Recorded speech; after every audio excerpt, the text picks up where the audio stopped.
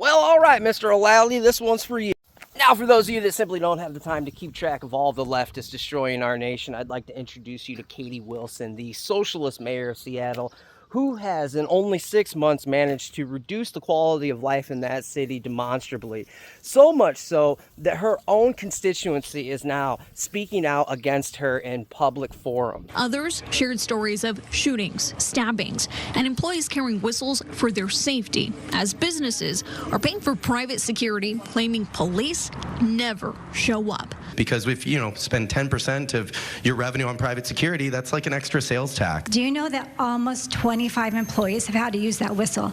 They're not safe in downtown Seattle. Some said they feel the candidate they campaigned for has turned their back on them. You're talking about gun violence, and it's not at the top. We helped you campaign, and you forgot all about us. And as much as I'd like to say I feel bad for this woman and the situation that she's now in, she got herself into this situation. It's hard to pity or empathize people that create their own problems. It's not even like they can claim ignorance, because half the voting population of America has been warning these people for a decade now that implementation of policies like this will result in exactly what has happened thus far.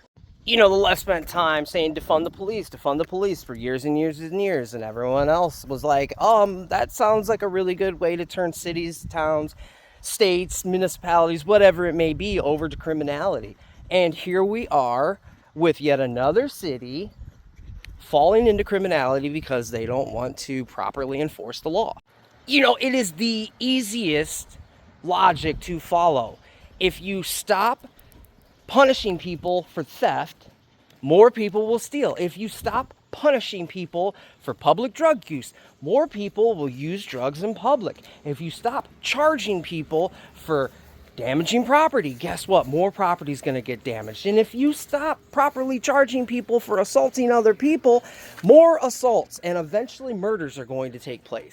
Don't misunderstand me. I'm not a thin blue line or blue lives matter kind of guy. This is not an open endorsement to all the laws passed and enforced here in the United States.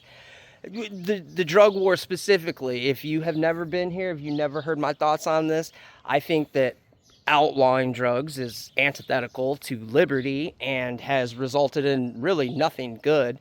And I think that decriminalization is actually the worst of all three worlds. The third world, of course, being well-regulated legal markets that only allow adult access. But people aren't ready for that conversation yet. All that to say that there are plenty of good cops and plenty of bad cops out there, and you never really know what you're going to get. This does not change the fact that when you stop enforcing rational, logical laws that make sense to protect your citizenry from violent, thieving criminals, you're going to end up with more crime. It's that simple. So we were right about that one. What else were we right about?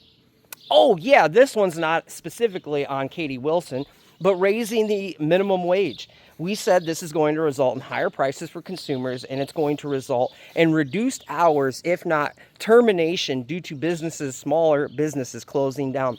And what have we seen across the West Coast where they have led the charge in increasing that minimum wage? Businesses, small businesses all across the coast, California, Washington, closing down. In Seattle specifically, closing down. Those people that were employed by those businesses losing their jobs, and also reducing the job pool because they're not being replaced.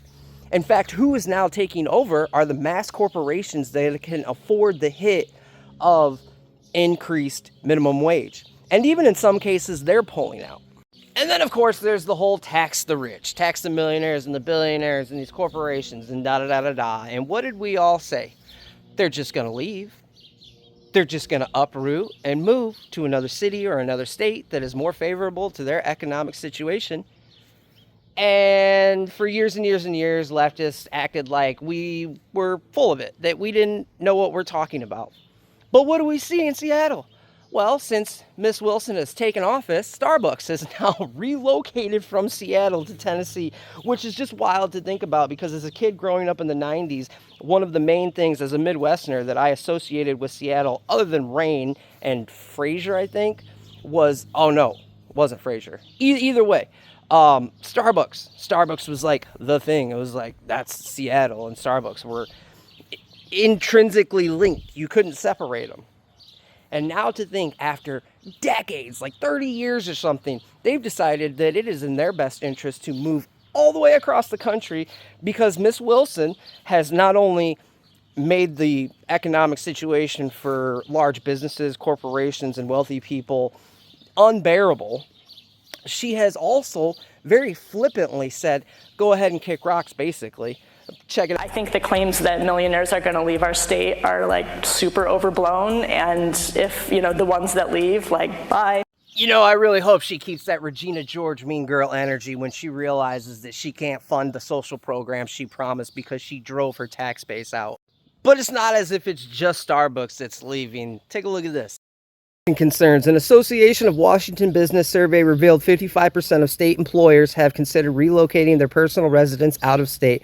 Additionally, many high-income earners are migrating to nearby suburbs like Bellevue or neighboring counties to avoid Seattle's tax burden. So there goes that tax base. Who do you think's going to end up picking up that tab? All right, the working class folks that can't afford to leave. And this is how it always goes. We said this when Mom Dami took over New York and was like, I got all these socialist programs that I'm going to pay for. We said the people that you're trying to tax are going to leave the city and leave that bill and burden on the working class New Yorkers that you're supposedly trying to help. And what do we see? Ah, yes, mass wealth exodus from New York City. Meanwhile, this man saying that he balanced the budget, when anyone that knows how budgets works knows that he did in fact not balance the budget. He deferred millions of dollars worth of payments down. He kicked the can down the road for the next guy. That's all he did. That's not balancing the budget. Everywhere these people are in control, everywhere these socialist communists, these extreme collectivist leftists take control, they destroy.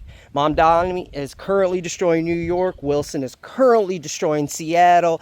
The lady that runs LA, well, I mean, we all know LA is Sodom and Gomorrah on steroids.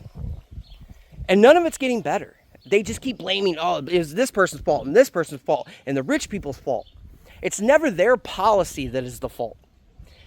And they can't wrap their heads around this because they don't understand human nature. They think because they learned some Marxist economic theory that is in fact the way the world works. But that's only a theory. And it doesn't actually reflect the reality of human nature and the way the world works. People are self-interested naturally.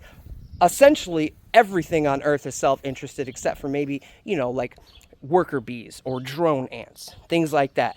Those are truly collectivist organisms or aggregates of organisms. And that's just not the way that human beings work. You don't even need to understand economic theory. You only need to understand human nature to a reasonable degree to know that Marxism or socialism are never going to work without hurting a whole lot of people. And that's what it's always resulted in. Whether we're talking about nations going broke or we're talking about the tens of millions dead under communist socialist regimes. So there you are, Mr. O'Loudy. Those are Miss Wilson's major contributions to the political landscape thus far, and it has only been 6 months. I cannot wait to see what the next few years have in store.